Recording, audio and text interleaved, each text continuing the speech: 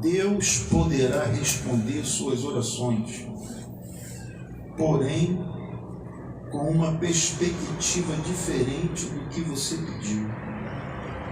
Romanos 1, do 8 ao 13. Romanos 1, do 8 ao 13. Primeiramente dou graças a Deus, meu Deus, mediante Jesus Cristo, no tocante a todos vós, porque em todo mundo é proclamada a vossa fé. Porque Deus, a quem sirvo em meu espírito no Evangelho de seu Filho, é minha testemunha de como incessantemente faço menção de vós, em todas as minhas orações, suplicando que em algum tempo, pela vontade de Deus, se me ofereça boa ocasião de visitá-los, porque muito desejo ver-vos, a fim de repartir convosco algum dom espiritual, para que sejais confirmados, isto é, para que em vossa companhia, reciprocamente, nos confortemos por intermédio da fé mútua, vossa e minha. Porque não quero, irmãos, que ignoreis que muitas vezes me propus ir ter convosco, no que tem sido até agora impedido, para conseguir igualmente entre vós algum fruto, como também entre outros gentios. Só até aqui. Vamos lá. E carta do apóstolo Paulo aqui para os romanos. Vamos lá. Imagine um missionário aí que ora constantemente para fazer missões em um país estrangeiro. Aí esse missionário, ele roga por aquele povo, né, que ele quer visitar, pregar, ensinar, compartilhar algum dom espiritual com eles.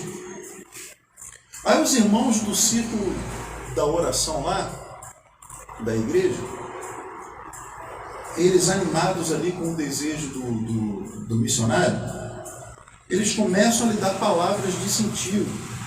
Aquelas palavras de incentivo que a Alda fala muito: vai ser só vitória, meu irmão. Deus manda falar para o irmão que tu vai viajar na classe executiva. Deus preparou o melhor. Essas coisas aí que geralmente a gente ouve em círculos de oração. E a expectativa vai aumentando, diante da convicção, da certeza de que as palavras de incentivo dos irmãos irão se cumprir. Mas quando o missionário vai fazer a tal missão tão desejada, incentivada por muitos, ele vai como um prisioneiro e não como um homem livre. O pedido do missionário para fazer a missão foi atendido. Ele foi fazer a missão. Mas o modo como ele chegou para a missão, ele não esperava. Porque, afinal de contas, ele entrou no país preso. E ele não esperava entrar no país preso. Ele esperava, logicamente, entrar no país livre. Então, vocês sabiam que isso aconteceu com o apóstolo Paulo? No versículo 10, ele pede na epístola que Deus lhe dê uma boa ocasião para ir ter com os romanos. E parece que tudo vai correr muito bem, né? Mas quando Paulo chega em Roma, ele chega como um prisioneiro. Eita, não vai ser só vitória não, meu irmão Paulo. Atos 28. Não vai ser só vitória não. Vai começar a ter aflição aqui, ó. Quer ver? Atos 28, versículo 16 e 17.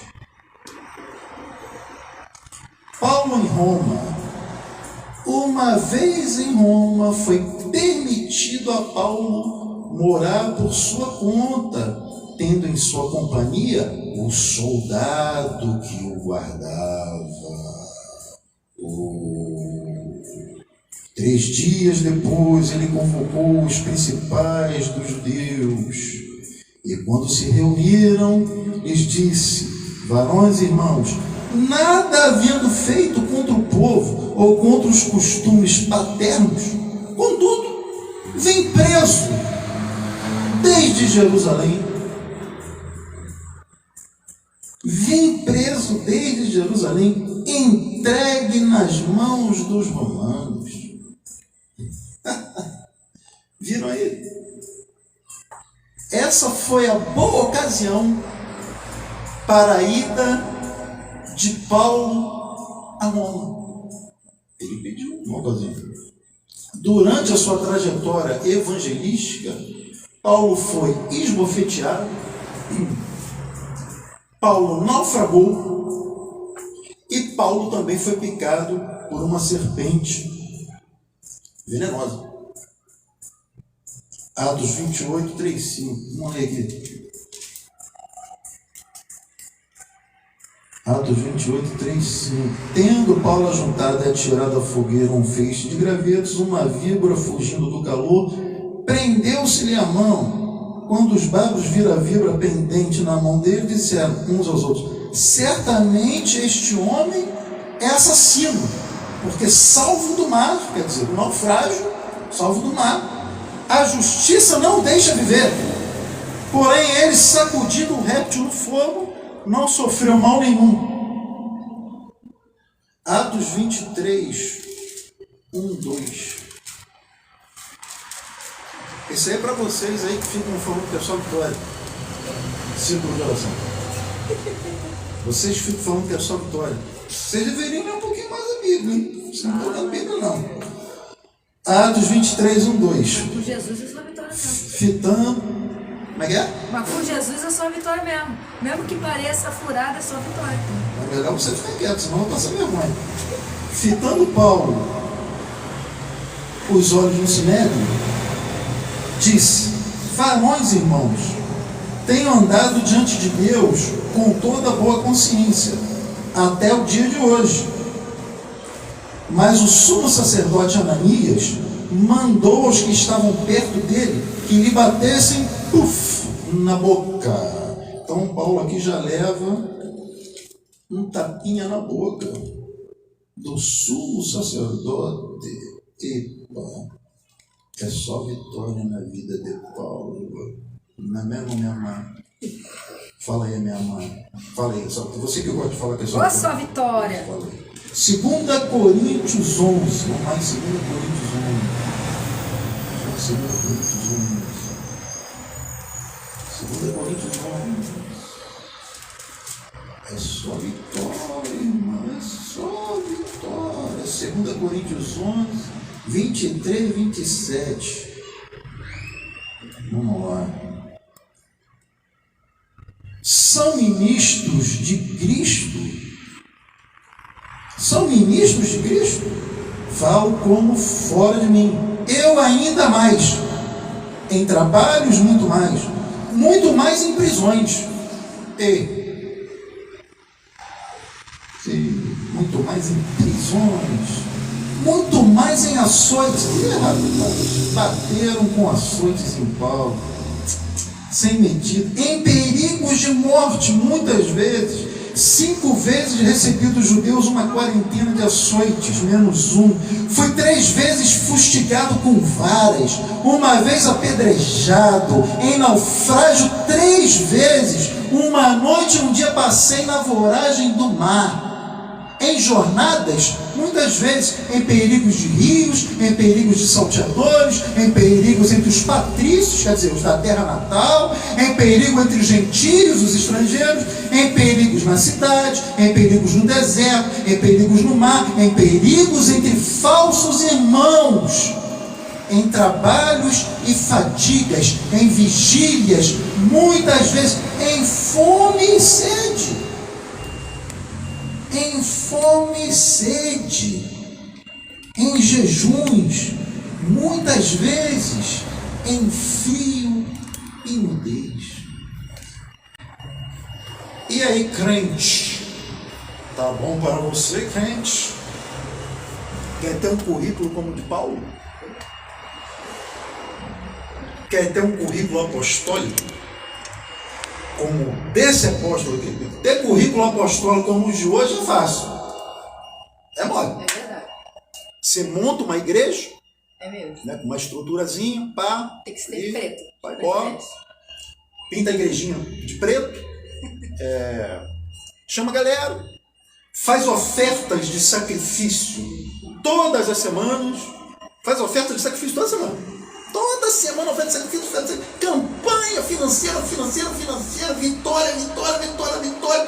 Bum! Você já viu um apóstolo, ó, sucesso, cheio de grana no bolso. Agora, como esse camarada aqui, você nunca vai ser! Vocês nunca vão ter um currículo como o apóstolo Paulo. Estou falando para todos os apóstolos. Apostoliza, então, nem existe. Apostoliza, então, vocês estão de brincadeira, cara. Vocês estão de brincadeira. Quer ter um currículo apostólico como Paulo? Fala a Deus. Onde sofrimentos e aflições fazem parte da vida de um cristão? Ou quer ter as riquezas materiais que uma boa parte dos apóstolos e apostolizas modernas tem hoje em suas contas bancárias? Eu invejo Paulo. Eu tenho inveja de Paulo. Então eu gostaria que vocês que estão aqui e vocês que estão aí aprendessem de uma vez por toda que o sofrimento sempre fez parte do apostolado original. Apostolado original. O que sempre fez parte do sofrimento do apostolado original? Sofrimento. Aflição. Escreve isso na capa da sua Bíblia, escreve isso na sua agenda. Sofrimento, aflição, sempre fez parte do apostolado original. Eu desconheço uma vida cristã sem aflições. Pois Jesus nos diz o seguinte em João 16:32: eis que chega a hora e já se aproxima, em que vós sereis dispersos, cada um para a sua parte, e me deixarei só. Mas não estou só, porque o Pai está comigo. Tenho-vos dito isto para que em mim tenhais paz. No mundo tereis aflições, mas tende bom ânimo. Eu venci o mundo. Se te ensinaram o contrário disso, estão te ensinando mentiras. Porque a Bíblia está repleta de histórias de homens de Deus que tiveram que atravessar o vale da sombra da aflição, mas Deus estava com eles, sustentando-os em cada momento difícil. Deus estava, por exemplo, com Moisés no Egito. Deus estava com Moisés. Deus estava com Daniel na Babilônia. Estava lá na Babilônia. Deus estava com Sadraque, com Mesaque e Abednego na panela de fogo. Deus estava lá. Deus estava com José quando foi traído e vendido como um escravo por seus irmãos. Deus estava com José. Deus estava com Jeremias quando Pazuro o colocou no tronco. Deus estava com Jeremias. Quando ele foi jogado no poço, também estava lá. Deus estava lá com Jeremias. Então esses pregadores aí, que te ensinam que tudo vai ser mil maravilhas se você fizer a campanha tal, se você der o seu tudo, se você colocar todas as suas riquezas aos pés do apóstolo, essas palhaçadas que tem hoje, esses pregadores que te ensinam que tudo vai ser um mar de rosas, que vai ser só vitória, eles deveriam ler a Bíblia, cara. Eles não leem a Bíblia, sabe? E pregar séria e honestamente para você, e não fazer disso aqui, do púlpito, uma fábrica de ilusões, pô. Os caras ficam iludindo os outros. Ficam iludindo. As pessoas não leem Bíblia. Aí o cara prega uma parada aqui, tira o contexto daqui de dentro, solta um monte de baboseira, e você que não lê Bíblia, você cai no conto do vigário. Porque ele faz disso aqui um púlpito, uma fábrica de ilusões. E ele te vende ilusão, e você paga. Ele te vende ilusão e você paga. Então você terá problemas sim. Eu, pastor André, estou te falando. Você, cristão, terá problemas sim nesta vida. Só que Deus é o teu socorro no momento da angústia. Se você crê nisso, você nunca estará sozinho. Você é um homem de Deus de verdade, se você é uma mulher de Deus de verdade, ainda que todos te abandonem, você nunca será abandonado por Deus. Se você é um homem de Deus de verdade.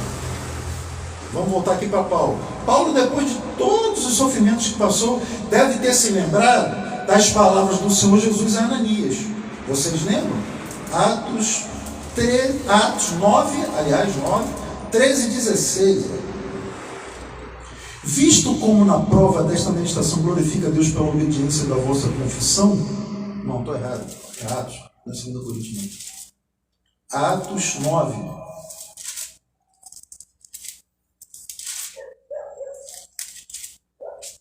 Atos 9, 13 ao 16. Aqui. Ananias, porém, respondeu: Senhor, de muitos tenho ouvido a respeito desse homem. Quantos males tem feito aos teus santos em Jerusalém? E para aqui trouxe autorização dos principais sacerdotes para prender a todos os que invocam o teu nome. Mas o Senhor lhe disse: vai, porque este é para mim, é Paulo, este é para mim um instrumento escolhido para levar o meu nome perante os gentios e reis, bem como perante os filhos de Israel. Pois eu lhe mostrarei quanto lhe importa sofrer ou enriquecer. Pois eu lhe mostrarei quanto lhe importa sofrer pelo meu nome. Aqui é nada mais, nada menos do que Jesus falando para Ananias o que vai acontecer com o apóstolo Paulo. Vai sofrer. Deus responde às orações? Sim. Porém, nem sempre é de acordo com a sua expectativa, com a minha expectativa. Ele responde. E isso é bíblico. Isso é um fato. Você não pode fugir disso aqui. Então, às vezes, você pode receber também uma profecia achando que essa profecia irá acontecer da sua maneira, mas poderá ocorrer de uma maneira diferente do que você espera. Uma vez, lá em Angola, a Alda vai lembrar disso aqui que eu vou falar agora. Uma vez lá em Angola, um profeta foi lá na antiga igreja que eu era pastor pregar, e ele se chamava Isaac Milagres, era o nome desse profeta. E ele pregou lá, no antigo ministério que eu pertencia, lá no centro comercial de Luanda, na rua Rei Catiavala. O profeta, em determinado momento da palavra, da mensagem, ele olhou para mim e disse que Deus iria me tirar dali. O profeta Isaac Milagres, quem conhece o Isaac Milagres, envia essa pregação para ele. O profeta Isaac Milagres disse que iria me tirar dali. Pastor André, Deus vai te tirar daqui e vai te levar para um local 2 vezes maior do que este. Tremendo isso. Foi isso que ele disse. E eu fiquei muito feliz. Lógico, eu fiquei muito feliz. E eu imaginei que Deus iria fazer a igreja crescer, multiplicar. Os 300, 350 membros iriam multiplicar para 700, para 1000. E Deus iria fazer a igreja crescer. E a igreja iria prosperar tanto que teremos condições de ir para um prédio ou um local bem maior. Aí eu comecei a orar e a aguardar o grande dia da mudança. Oh, vai ser só vitória. Oh, glória a Deus. Porém, algum tempo depois, eu recebi uma carta de despejo. do dono do prédio, me dando 30 dias para entregar o local. Epa!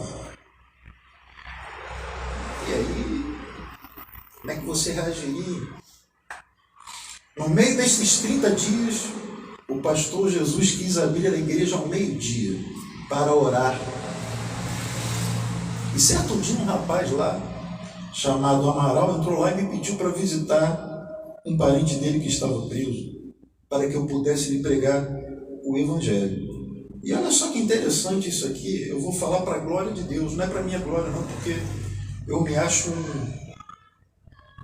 muito pequeno diante de Deus. E diante até dos pregadores. Quando esse rapaz esteve lá, ele falou assim: Deus mandou eu vir aqui, porque aqui existe um verdadeiro pregador do Evangelho. E ele falou isso para mim. Tá? Eu fui conhecer o Senhor. Eu orei por este Senhor e comecei a lhe dar instrução bíblica todos os dias. Até que um dia do nada, eu estou encurtando toda a história, tá? Até que um dia do nada ele me faz uma pergunta: Pastor André, se eu lhe der um terreno para a igreja, você aceitaria esse terreno?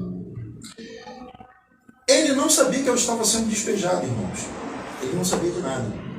Mas ele me disse que sonhou comigo e que Deus o sinalizou que eu estava precisando de ajuda. E eu comecei a chorar, comecei a glorificar Deus e disse da dificuldade que eu estava atravessando ali naquele momento. Foi quando ele me disse que um amigo dele iria me levar lá dentro do Capolo 2, um lugar que eu nunca tinha ido, para me mostrar um terreno, e que se eu gostasse do terreno, eu poderia ir com uns 4 ou 5 irmãos que ficaram comigo na igreja. Quando eu cheguei no terreno, eu vi o tamanho do terreno, né? E eu me lembrei do profeta Isaac Milagres, que disse que Deus iria me levar para um local 2 vezes maior do que a antiga igreja. E acreditem se quiser, o terreno que eu pisava com a planta dos meus pés em outubro de 2012, eu nunca vou esquecer isso, era 2 vezes maior, realmente, do que a antiga igreja. E assim se cumpriu a profecia, não do jeito que eu achava, mas se cumpriu a profecia e o nascimento do ministério ídolo, lá dentro do Capolo 2. Um lugar muito humilde, não há água canalizada nas torneiras. Se você abrir torneira, não tem água canalizada, não tem luz elétrica em condições do povo do Capolo 2. Mas foi para lá que Deus me levou com 3, 4, 5 irmãos, né? E aos poucos nós fomos ali construindo, reconstruindo a antiga igreja, até que eu saí da antiga igreja, né? Me emancipei e construí ali o ministério ídolo, nesse terreno que o irmão, a quem eu chamo carinhosamente de Mano Velho, ele nos emprestou. Então, irmãos, a palavra se cumpriu, a profecia se cumpriu, mas não conforme a minha vontade e a minha expectativa. Se cumpriu conforme a vontade do Senhor. E houve sim um tanto de sofrimento dentro dessa vontade. Eu não pensei que seria dessa forma, mas foi assim que ocorreu. E eu pude perceber junto com a minha esposa e alguns irmãos que verdadeiramente o que Paulo escreveu em Romanos 8, 28 estava se cumprindo na minha vida. Romanos 8, 28. Vamos ler aqui Romanos 8, 28. Isso aqui estava se cumprindo na minha vida.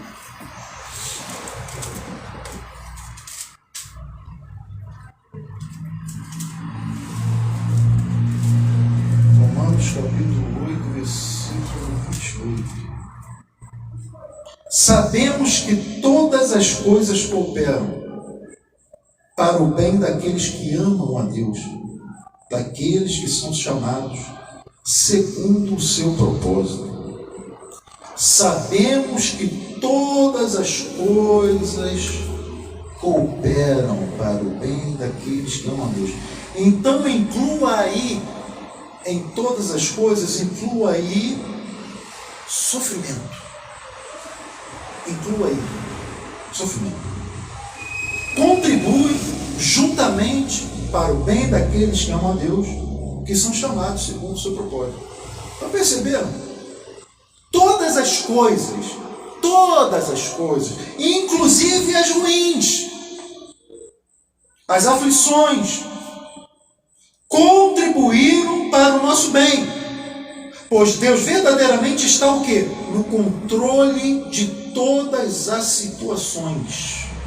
Então, não fique ansioso e jamais pense que Deus se esqueceu de você. Não fique ansioso. Se você ama a Deus, ainda que as circunstâncias ao redor aparentemente estejam contrárias a ti, Deus é fiel para cumprir o que Ele prometeu. Só que, de repente, não será do seu jeito. É isso que você tem que aprender. De repente, não será do seu jeito, mas a maneira dele. E talvez envolva um pouco de luta, talvez envolva um pouco de sofrimento, mas vocês têm que perseverar, apesar de tudo ou todos te disserem que não. Você tem que perseverar. Porque quando a carta de despejo me foi dada, o meu antigo líder me ligou e falou: André, fecha tudo e vem embora para o Brasil. E eu disse: não, eu não fiz nada de errado. Não, eu não vou embora para o Brasil. Eu vou ficar. E eu, no altar da antiga igreja, eu fiz uma oração. Nessa oração que eu fiz, devia ter umas 6 pessoas me assistindo. E algumas estavam ali para ver a minha desgraça total. E eu falei, eu vou repetir a minha oração naquele dia. Senhor, se eu sou um falso profeta, se eu sou um falso pastor, se eu engano esse povo, se eu defraudo esse povo, eu quero sair de Angola totalmente destruído. Me destrói, totalmente destruído. Mas o Senhor sabe que eu não sou. Então me honra. Essa foi a minha oração. Tinha ali 6 pessoas vendo a minha oração. E eu não voltei para o Brasil. Eu reconstruí o ministério. Mas não foi... O Isaac Milagres falou que Deus me tiraria dali e ele me levava para um lugar 2 vezes maior. Eu achava que eu não ia perder a igreja. Que não ia sofrer. Eu achava que eu não ia sofrer. Eu achava que a igreja ia enriquecer ao ponto de comprar um local. E nada disso aconteceu, meu filho. Eu fui abandonado por todo mundo. Todo mundo me abandonou. Menos 4 ou 5 pessoas. Iolene, Kátia Paiva, Gildo Paiva, Joana Gabriel e o pastor Jesus. Esses ficaram comigo. E por incrível que Christian, e por incrível que pareça, foram esses aí que reconstruíram o ministério. Foram esses aí que me deram um carro de presente no meu aniversário. Foram esses. Lá no Capolo.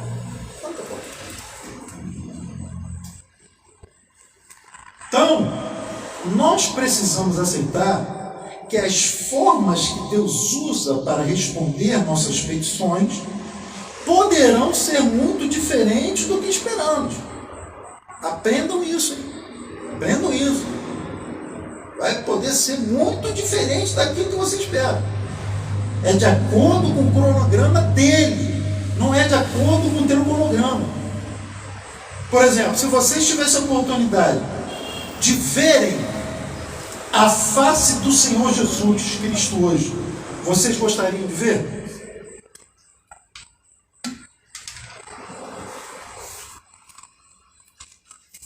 Vocês gostariam de ver a face do Senhor Jesus hoje?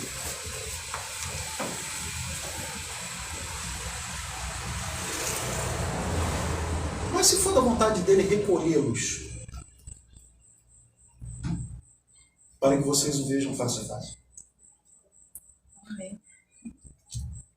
Seja feita a vontade. E aí? Vocês vão ainda querer continuar a ver a face do Senhor? Porque tem muita gente que pede para ver a face do Senhor, mas não quer morrer. Eu acho isso muito estranho. Sinceramente. Eu acho muito estranho. As pessoas querem ver a face do Senhor, querem ver a face do Senhor, querem ver a face do Senhor. Ninguém quer morrer, pô. Você gostaria de vê-lo nessas circunstâncias? A maioria vai falar que não. Você teria que morrer para que isso acontecesse. Portanto, Deus poderá sim responder às suas petições. Falar em ver a face do Senhor, eu vi ontem um pedacinho da... Entrevista da Sara Shiva. Sara Shiva, você é uma mentirosa.